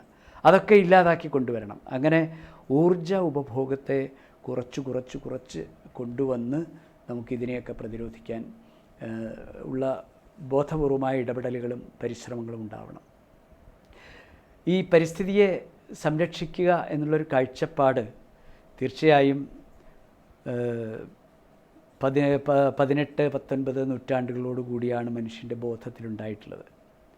എന്നാൽ അനാദിയായ കാലം മുതൽ തന്നെ, മനുഷ്യ സംസ്കാരം ആവിർഭവിച്ച കാലം മുതൽ തന്നെ മനുഷ്യൻ്റെ പ്രകൃതിയെക്കുറിച്ചുള്ളൊരു സങ്കല്പം ജഗത്തേക നീടം എന്നുള്ളതാണ് ഭാരതീയ സങ്കല്പം. ഈ ലോകം എല്ലാവർക്കും ആവസിക്കാവുന്ന ഏക വീടാണ്, ഏക കൂടാണ് എന്നുള്ളൊരു ഏകഗേഹമാണ് ഈ ഭൂമി എന്നുള്ളൊരു കാഴ്ചപ്പാട് ഭാരതത്തിനുണ്ട്. അതിൻ്റെ തുടർച്ചയായിട്ടാണ് വാസ്തവത്തിൽ ലോക സമസ്ത സുഖിനോ ഭവന്തു തുടങ്ങിയ ആദർശ ആശയങ്ങൾ ആദിമകാലം മുതൽ തന്നെ, നമ്മുടെ വിജ്ഞാനം വളർന്നു വരുന്ന കാലം മുതൽ തന്നെ ഉണ്ടായിട്ടുള്ളത്. ഇത്തരം ആശയങ്ങൾ ലോകത്തെല്ലായിടത്തും ഉണ്ടായിട്ടുണ്ട്. അതിനനുസരിച്ചുള്ള ജീവിത വൃത്തികളാണ് ആ കാലങ്ങളിലൊക്കെ മനുഷ്യൻ സ്വീകരിച്ചു വന്നിട്ടുള്ളത് എന്ന് കാണാൻ പറ്റും.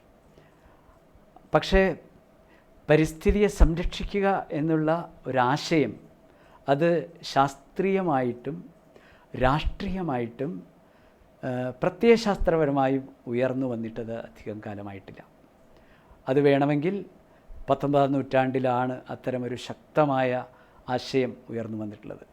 ഇപ്പോൾ നമുക്കറിയാം 1859 Charles Darwin origin of species എന്ന വർഗോൽപ്പത്തി എന്ന് പറയുന്ന പുസ്തകം എഴുതിയിട്ടുള്ളത്. ജീവപരിണാമത്തിൻ്റെ ചരിത്രം അന്വേഷിച്ചു പോയ ഒരു ശാസ്ത്രഗ്രന്ഥമാണത്. ജൈവശാസ്ത്ര ഗ്രന്ഥമാണ് അത്. വാസ്തവത്തിൽ ഈ പരസ്പര്യത്തെ അന്വേഷിച്ചു പോയത് തന്നെയാണ്. മനുഷ്യൻ്റെ ആവിർഭാവത്തെക്കുറിച്ചാണ് അന്വേഷിക്കുന്നതെങ്കിലും മനുഷ്യനും ഇതര പ്രകൃതിയും തമ്മിലുള്ള, ജൈവപ്രകൃതിയും മറ്റ് പഞ്ചഭൂതാധിഷ്ഠിതമായ പ്രകൃതിയും തമ്മിലുള്ള അന്വേഷണം തന്നെയാണ് ആ പുസ്തകത്തിൻ്റെ ആധാരം. അതുപോലെ തന്നെ 1864 മാൻ ആൻഡ് നാച്ചുർ എന്ന് പറഞ്ഞിട്ടുള്ളൊരു പുസ്തകം ഉണ്ടായിട്ടുണ്ട്. മനുഷ്യനും പ്രകൃതിയും തമ്മിലുള്ള ബന്ധം, അതിൻ്റെ അന്വേഷണമാണ്. ഇങ്ങനെയുള്ള അന്വേഷണങ്ങൾ 19-ാം നൂറ്റാണ്ടിൽ വളരെ ശക്തമായി ഉയർന്നു വന്നിട്ടുണ്ട്. ആ കാലഘട്ടത്തിൽ തന്നെയാണ് കാറൽ മാർക്സ് ജീവിച്ചിരുന്നത് എന്ന് നമുക്കറിയാം. 19-ാം നൂറ്റാണ്ടിലെ അസാധാരണ പ്രതിഭാശാലിയായിരുന്ന ധൈഷണികനായിരുന്ന മഹാപ്രതിഭയായിരുന്നു കാറൽ മാർക്സ്.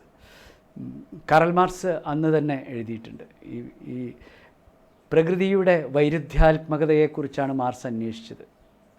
പ്രകൃതിയുടെ വൈരുദ്ധ്യാത്മകത, എങ്ങനെയാണ് പ്രകൃതിയിൽ മാറ്റങ്ങൾ ഉണ്ടായിക്കൊണ്ടിരിക്കുന്നത്, സമൂഹത്തിൽ എങ്ങനെയാണ് മാറ്റങ്ങൾ ഉണ്ടായിക്കൊണ്ടിരിക്കുന്നത്, ചരിത്രം എങ്ങനെയാണ് നിർമ്മിക്കപ്പെടുന്നത് എന്നുള്ള നിരന്തരമായ അന്വേഷണത്തിൻ്റെ അടിസ്ഥാനത്തിലാണ് മനുഷ്യൻ്റെയും പ്രകൃതിയുടെയും വൈരുദ്ധ്യാത്മകമായ ബന്ധങ്ങളെക്കുറിച്ചുള്ള നിരന്തര അന്വേഷണം മാർക്സ് ആരംഭിച്ചത്. അങ്ങനെയുള്ള വൈരുദ്ധ്യാത്മകതയുടെ അന്വേഷണത്തിൻ്റെ ഭാഗമായി മാർക്സ് എംഗൽസ് അങ്ങനെ ഒരു പുസ്തകം തന്നെ എഴുതിയിട്ടുണ്ട്. ഡയലക്റ്റിക്സ് ഓഫ് നാച്ചർ എന്ന് പറയുന്ന എംഗൽസിൻ്റെ വിശ്രുതമായ ഗ്രന്ഥമാണത്. അത് മാർക്സിൻ്റെ ഈ അന്വേഷണത്തിൻ്റെ തുടർച്ചയാണ്. മാർക്സ് അതിൽ വളരെ കൃത്യമായി പറഞ്ഞ ഒരു കാര്യം നമുക്ക് എല്ലാവർക്കും അറിയാവുന്നതാണ്, നമ്മൾ നിരന്തരം കേട്ടുകൊണ്ടിരിക്കുന്നതാണ്. ഈ ഭൂമി ഒറ്റപ്പെട്ട വ്യക്തികളുടെയോ ഒരു സമൂഹത്തിൻ്റെയോ ഒരു രാഷ്ട്രത്തിൻ്റെയോ സ്വത്തല്ല. ഈ ഭൂമി ഒറ്റപ്പെട്ട വ്യക്തികളുടെയോ ഒരു സമൂഹത്തിൻ്റെയോ ഒരു രാഷ്ട്രത്തിൻ്റെയോ സ്വത്തല്ല. എന്തിന്, ഭൂമിയിലുള്ള എല്ലാ മനുഷ്യരുടെയും കൂട്ടുസ്വത്തുമല്ലിത്. ഭൂമിയിലുള്ള എല്ലാ മനുഷ്യരുടെയും കൂട്ടുസ്വത്തും അല്ല ഇത്. മനുഷ്യർ ഭൂമിയുടെ നിരവധി ഗുണഭോക്താക്കളിൽ ഒന്നു മാത്രമാണ്. മനുഷ്യർ ഭൂമിയുടെ നിരവധി ഗുണഭോക്താക്കളിൽ ഒന്നു മാത്രമാണ്. അതുകൊണ്ട് നമുക്ക് ലഭിച്ചതിനേക്കാൾ മെച്ചപ്പെട്ട രീതിയിൽ വരും തലമുറകൾക്ക് അത് കൈമാറാൻ നമ്മൾ ബാധ്യതപ്പെട്ടവരാണ്. നമുക്ക് ലഭിച്ചതിനേക്കാൾ മെച്ചപ്പെട്ട രീതിയിൽ വരും തലമുറകൾക്ക് അത് കൈമാറാൻ നമ്മൾ ബാധ്യതപ്പെട്ടവരാണ് എന്ന് 150 വർഷങ്ങൾക്ക് മുൻപ് കാറൽ മാർക്സ് രേഖപ്പെടുത്തി വച്ചിട്ടുണ്ട്. അതിനെ തുടർന്നുള്ള ഒരുപാട് നിരവധിയായ ആലോചനകൾ പിന്നീട് ആ രംഗത്ത് ശക്തിപ്പെട്ടു വന്നതായിട്ട് നമുക്ക് കാണാൻ പറ്റും. എക്കോളജി ഒരു ശാസ്ത്ര പഠന മേഖലയായി തന്നെ പിൽക്കാലത്ത് വികസിച്ചത് നമുക്കറിയാം. ഒരുപാട് വലിയ മഹാരഥന്മാരായിട്ടുള്ള ചിന്തകന്മാരും ശാസ്ത്രജ്ഞന്മാരും ഈ പരിസ്ഥിതി സംരക്ഷണത്തെ വലിയ മൗലിക വിഷയമായി, പ്രപഞ്ചത്തിൻ്റെ നിലനിൽപ്പിനെ, അതുവഴി ജീവപ്രപഞ്ചത്തിൻ്റെയും മനുഷ്യരാശിയുടെയും നിലനിൽപ്പിനെ സംരക്ഷിക്കാനുള്ള അന്വേഷണ പഠനങ്ങൾ ധാരാളമായി പിൽക്കാലത്ത് നടന്നു വന്നിട്ടുണ്ട്. അതിൽ വളരെ പ്രധാനപ്പെട്ട ഒരു പഠനം നടത്തിയ ആളാണ് റേച്ചൽ കഴ്സൺ എന്ന് പറയുന്ന അമേരിക്കക്കാരിയായ ശാസ്ത്രജ്ഞ. അവരുടെ പഠനങ്ങൾ ലോകത്തിനൊരു പുതിയ വെളിച്ചമായിരുന്നു. പരിസ്ഥിതിയെക്കുറിച്ച് പഠിക്കാൻ ശ്രമിക്കുന്നവർക്ക്, പരിസ്ഥിതിയെ സംരക്ഷിക്കാനുള്ള വലിയ പോരാളികൾക്ക് അവരുടെ പുസ്തകം, അവരുടെ വളരെ പ്രസിദ്ധമായിട്ടുള്ള അവരുടെ പുസ്തകമുണ്ട്. സൈലൻറ്റ് സ്പ്രിംഗ് എന്നാണ്, നിശബ്ദ വസന്തം എന്നാണ് അവരുടെ പുസ്തകത്തിൻ്റെ പേര്. 1962 അവർ ആ പുസ്തകം എഴുതിയത്. അതിനു മുൻപ് നിരവധി ഗ്രന്ഥങ്ങൾ അവർ എഴുതിയിട്ടുണ്ട്. 2ാം ലോക മഹായുദ്ധത്തിൻ്റെയൊക്കെ കെടുതികൾ, വൻതോതിൽ പാരിസ്ഥിതിക നാശം വിതച്ച യുദ്ധങ്ങളായിരുന്നു 1ാം ലോക മഹായുദ്ധവും 2ാം ലോക മഹായുദ്ധവുമൊക്കെ. മനുഷ്യരാശിക്ക് മാത്രമല്ല എല്ലാ ജീവജാലങ്ങൾക്കും അത് വലിയ ദുരന്തങ്ങളും നഷ്ടങ്ങളുമാണത് വരുത്തിവെച്ചത്. ഈ ബോംബുകളും മനുഷ്യനിർമ്മിതമായിട്ടുള്ള യന്ത്രങ്ങളുമെല്ലാം പ്രകൃതിയിൽ വരുത്തിവെച്ച മാറ്റങ്ങളെക്കുറിച്ചൊക്കെ വലിയ പഠനങ്ങൾ, അത് സമുദ്രങ്ങളിൽ എന്ത് മാറ്റങ്ങൾ ഉണ്ടാക്കി എന്നൊക്കെയുള്ള പഠനങ്ങൾ അവർ നടത്തുകയുണ്ടായി. അവരൊരു സമുദ്ര ഗവേഷണ പഠനം നടത്തിയ ശാസ്ത്രജ്ഞ കൂടിയായിരുന്നു റേച്ചൽ കഴ്സൺ. DDT എന്ന് പറയുന്ന ആധുനിക കീടനാശിനിയുടെ പ്രയോഗം എങ്ങനെ നമ്മുടെ ഭക്ഷ്യ ആഹാരങ്ങളിൽ അത് വലിയ തോതിൽ പ്രത്യാഘാതങ്ങൾ സൃഷ്ടിച്ചു എന്നവർ വലിയ ഗവേഷണ പ്രബന്ധങ്ങൾ നടത്തിയവർക്ക് ആ കാലത്ത് തന്നെ വലിയ പുരസ്കാരങ്ങൾ ലഭിക്കുകയുണ്ടായിട്ടുണ്ട്. വളരെ കൊട്ടിഘോഷിച്ചുകൊണ്ട് എല്ലാത്തിനും പരിഹാരമാണ് DDT എന്ന് പറയുന്ന കീടനാശിനി എന്ന് ലോകം മുഴുവൻ പ്രചണ്ഡമായ പെരുമ്പറയടിച്ച് അതിൻ്റെ ഉൽപ്പാദകരായ മുതലാളിത്ത ശക്തികൾ കൊള്ളലാഭം കൊയ്തുകൊണ്ടിരുന്ന സമയത്താണ് അത് നമ്മുടെ പ്രകൃതിയിലുണ്ടാക്കുന്ന പ്രത്യാഘാതങ്ങളെക്കുറിച്ചുള്ള പഠനങ്ങൾ അവർ നടത്തിക്കൊണ്ട് ആ DDT അപകടകരമായ ഒന്നാണ്, അത് ജൈവപ്രപഞ്ചത്തിൻ്റെ അന്ത്യം കുറിക്കുന്നൊരു കീടനാശിനിയാണെന്നുള്ള വലിയ വിഖ്യാതമായ അവരുടെ പഠനശാസ്ത്ര റിപ്പോർട്ടുകൾ ലോകത്തിനൊരു പുതിയ വെളിച്ചമാവുകയായിരുന്നു. അതിൻ്റെയൊക്കെ തുടർച്ചയായിട്ടാണ് നിശബ്ദ വസന്തം എങ്ങനെയാണ് പ്രകൃതിയും മനുഷ്യനും പരസ്പരാശ്രിതമായി ബന്ധപ്പെട്ടുകൊണ്ടിരിക്കുന്നത്, ദൃശ്യവും അദൃശ്യവുമായ ഓരോ ജീവജാലങ്ങളും എങ്ങനെയാണ് മറ്റൊന്നിൻ്റെ നിലനിൽപ്പിന് ആധാരമായി തീരുന്നത് എന്ന് വളരെ ഗഹനമായ അന്വേഷണ പഠനങ്ങളിലൂടെ അവർ അവതരിപ്പിച്ച പുസ്തകമാണ് നിശബ്ദ വസന്തം. മലയാളത്തിലത് ട്രാൻസ്ലേറ്റ് ചെയ്ത് ലഭ്യമാണ്.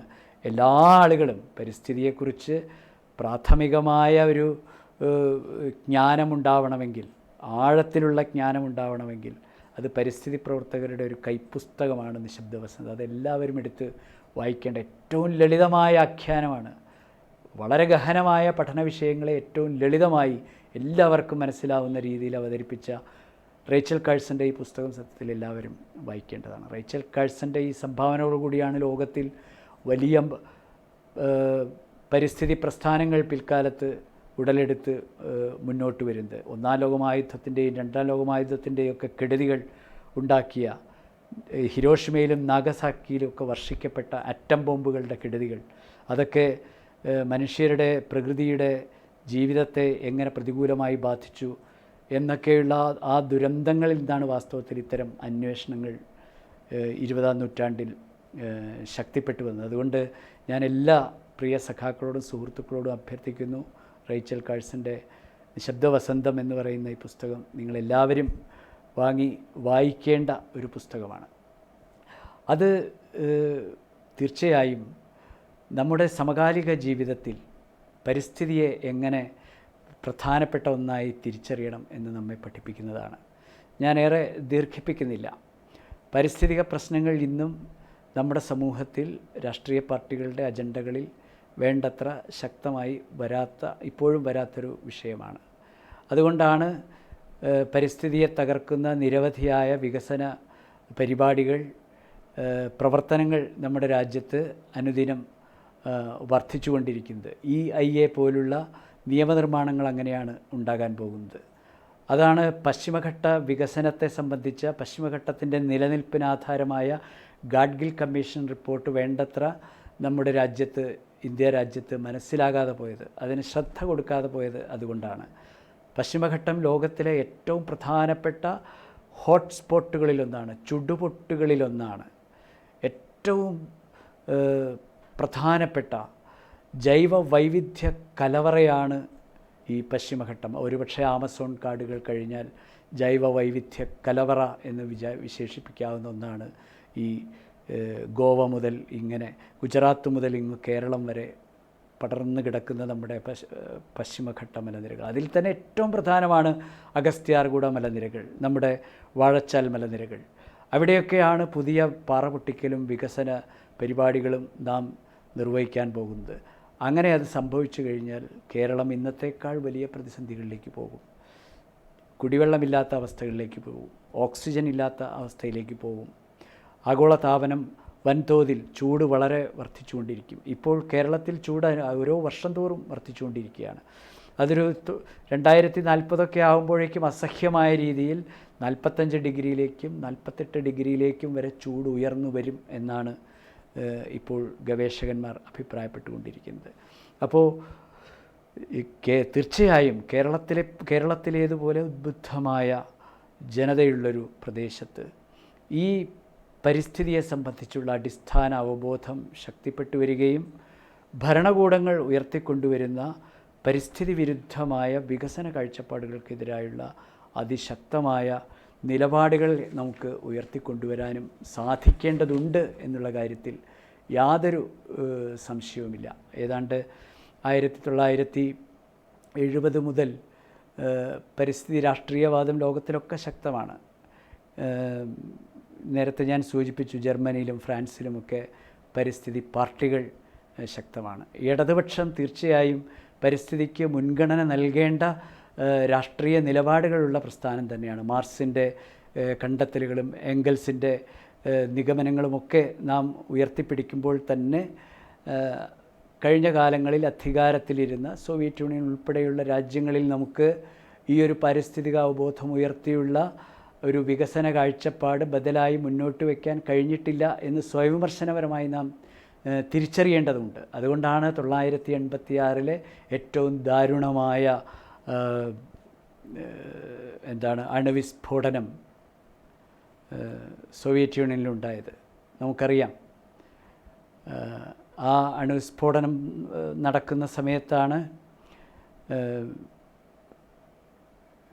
അവിടെ ഏതാണ്ട് എത്രയോ കോടി മനുഷ്യന്മാർ, എത്രയോ ലക്ഷക്കണക്കിന് മനുഷ്യന്മാർക്ക് അതിൻ്റെ ദുരന്തമുണ്ടായപ്പോഴും നമുക്കത് മൂടിവെക്കേണ്ടി വന്നു. മറ്റെല്ലാ രാജ്യങ്ങളും അതിനെതിരെ വലിയ വിമർശനങ്ങൾ ഉയർത്തിക്കൊണ്ടുവന്നപ്പോഴും ലോകത്തിൻ്റെ മുന്നിൽ അത് മൂടിവെക്കപ്പെടുന്ന ഒരു സ്ഥിതിയുണ്ടായി. ഏതാണ്ട് 30,000 സ്ക്വയർ കിലോമീറ്റർ വിസ്തൃതിയിലാണ് ഒരു പ്രദേശമാകെ ഇന്നും ശ്മശാന ഭൂമിയായിട്ട് നിലനിൽക്കുകയാണ്. അപ്പോൾ അത്തരം അത് കാഴ്ചപ്പാടിൻ്റെ പ്രശ്നമാണ്. ഇപ്പോൾ അതുപോലെ തന്നെ ഒരു ആണവ നിലയം ഇവിടെ നിലനിൽക്കുന്നുണ്ട് കൂടംകുളത്ത്. ഏറ്റവും കുറഞ്ഞത് 400 കിലോമീറ്റർ ഒരു വിസ്ഫോടനം ഉണ്ടായാൽ 400 കിലോമീറ്റർ അകലേക്ക് വികിരണങ്ങൾ വ്യാപിക്കും. അത്രയേറെ ജനങ്ങളുടെ ജീവിതത്തെ അത് പ്രതികൂലമായി ബാധിക്കും. അപ്പോൾ ഇത്തരം ഇതിൻ്റെ മാലിന്യങ്ങൾ സംസ്കരിക്കാൻ ലോകത്ത് ഇന്നേ വരെ ഒരു ശാസ്ത്ര സാങ്കേതിക വിദ്യയും കണ്ടുപിടിച്ചിട്ടില്ല. അപ്പോൾ ഇത്തരം സാഹചര്യങ്ങളിൽ ഇങ്ങനെയുള്ള വികസന കാഴ്ചപ്പാടുകൾ പുനരാലോചിക്കേണ്ടതുണ്ട് എന്നാണ് ഞാൻ സൂചിപ്പിച്ചു വരുന്നത്. പരിസ്ഥിതിയുടെ സംരക്ഷണം മുതലാളിത്തമായാലും സോഷ്യലിസമായാലും പ്രഥമ അജണ്ടയായി ഉയർത്തിക്കൊണ്ടുവരിക തന്നെ അനിവാര്യമാണ്. തീർച്ചയായും അത് മുതലാളിത്തത്തിൽ അത് അസാധ്യമായിത്തീരും. കാരണം മുതലാളിത്തത്തിൻ്റെ ആത്മീയത എന്ന് പറയുന്നത് ചൂഷണമാണ്.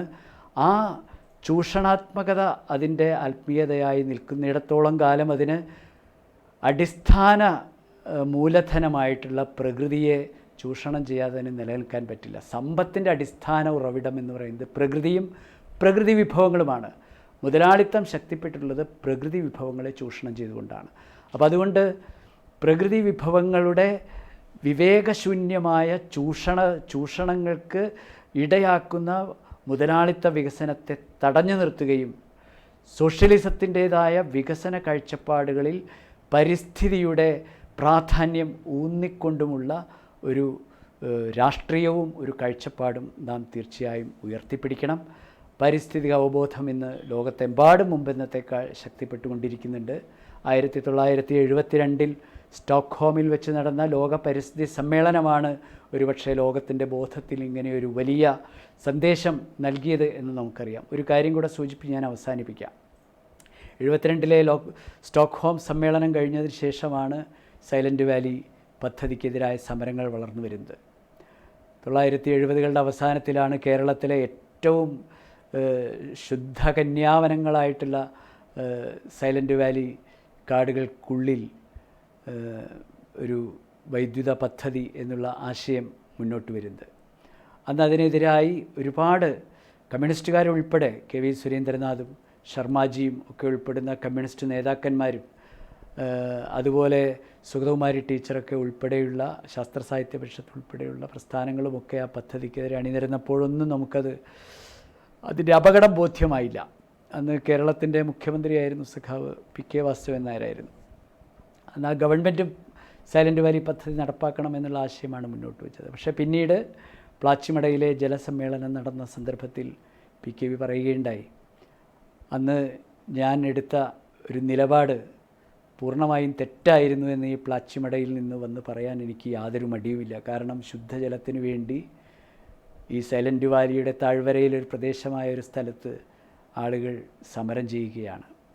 അന്ന് സൈലൻറ്റ് വാലിക്കെതിരെ നടന്ന സമരം ശരിയായിരുന്നു എന്ന് പിന്നീട് സഖാവ് PKV പറയുകയുണ്ടായി. അപ്പോൾ ഞാനത് സൂചിപ്പിച്ചു വന്നത് ആ ആശയങ്ങൾ ഇന്ന് ശക്തിപ്പെട്ടു വരികയാണ്. ഇന്ന് എല്ലാവരും അത് തിരിച്ചറിഞ്ഞുകൊണ്ടിരിക്കുകയാണ്. പരിസ്ഥിതിയുടെ പ്രാധാന്യം ഇന്ന് ലോകമെമ്പാടും മുമ്പത്തേക്കാൾ തിരിച്ചറിയുമ്പോൾ തന്നെ അതിന് പുല്ലുവില കൽപ്പിക്കുന്ന മുതലാളിത്തവും സാമ്രാജ്യത്വവും അതിൻ്റെ ചൂഷണ നയങ്ങളും 20ാം നൂറ്റാണ്ടിനേക്കാൾ തീവ്രമായ ശക്തിയോടുകൂടി തിരിച്ചു വരുന്നു എന്ന് നാം മനസ്സിലാക്കേണ്ടതുണ്ട്. അതുകൊണ്ട് അതിന് ബദലായിട്ടുള്ള പരിസ്ഥിതിയെ സംരക്ഷിക്കുന്ന വികസന പ്രവർത്തനങ്ങൾക്ക് വേണ്ടിയുള്ള പോരാട്ടങ്ങൾ അത് തീർച്ചയായും ഒരു സോഷ്യലിസ്റ്റ് സാമൂഹ്യ വ്യവസ്ഥയിലൂടെ അല്ലാതെ അത് സാധ്യമല്ല.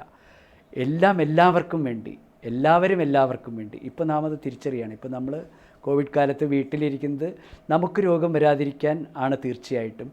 പക്ഷേ മറ്റുള്ളവർക്ക് രോഗം പകരാതിരിക്കാൻ കൂടിയാണ് നമ്മൾ വീട്ടിൽ വരുന്നത്. അപ്പോൾ ഈ പ്രകൃതിയിലുള്ളതെല്ലാം നമുക്ക് വേണ്ടി മാത്രമുള്ളതല്ല. എല്ലാം മുതലാളിത്തത്തിൻ്റെ ചൂഷണത്തിനും സുഖഭോഗങ്ങൾക്കും വേണ്ടിയുള്ളതല്ല. എല്ലാം എല്ലാവർക്കും വേണ്ടിയുള്ളതാണ്. നമ്മൾ ജീവിക്കുക എന്ന് പറയുന്നത് മറ്റുള്ളവർക്ക് ജീവിക്കാൻ വേണ്ടി കൂടിയാണ് എന്നുള്ള തിരിച്ചറിവ് ഇന്ന് പ്രകൃതി തന്നെ മനുഷ്യനെ ബോധ്യപ്പെടുത്തുമ്പോൾ നാം മനസ്സിലാക്കേണ്ടത് ഇത് മുതലാളിത്തത്തിൻ്റെ ചൂഷണ നയങ്ങൾക്കെതിരായിട്ടുള്ള, പരിസ്ഥിതിയെ തകർക്കുന്ന, പ്രകൃതിയെ തകർക്കുന്ന നയങ്ങൾക്കെതിരായിട്ടുള്ള പ്രകൃതിയുടെ തന്നെ ഒരു പാഠമാണ്. അത് മനുഷ്യൻ പാഠമാക്കി മാറ്റണം എന്നുള്ളതാണ് കൊറോണ നമുക്ക് നൽകുന്ന ഒരു പരിസ്ഥിതി പാഠം എന്ന് സൂചിപ്പിച്ചുകൊണ്ട് പരിസ്ഥിതിയെ സംരക്ഷിക്കാനുള്ള ബഹുമുഖമായ പ്രവർത്തനങ്ങളിൽ കമ്മ്യൂണിസ്റ്റുകാർ ഇടപെടുക എന്ന് പറയുന്നത് ലോകത്തിലെ മുതലാളിത്ത വിരുദ്ധമായ ചൂഷണാത്മകമായ സാമൂഹ്യ വ്യവസ്ഥയ്ക്കെതിരായിട്ടുള്ള സമരം കൂടിയാണ്. അതുകൊണ്ട് പരിസ്ഥിതിയെ സംരക്ഷിക്കാനുള്ള പ്രവർത്തനങ്ങളിൽ എല്ലാ രാഷ്ട്രീയ കക്ഷി ഭേദമില്ലാതെ, ജാതിമത ഭേദമില്ലാതെ എല്ലാവരും രംഗത്തു വരണം എന്നുകൂടി ഈ സന്ദർഭത്തിൽ സൂചിപ്പിച്ചുകൊണ്ട് എൻ്റെ ഈ ചെറിയ വാക്കുകൾ ഞാൻ അവസാനിപ്പിക്കുന്നു. നന്ദി, നമസ്കാരം.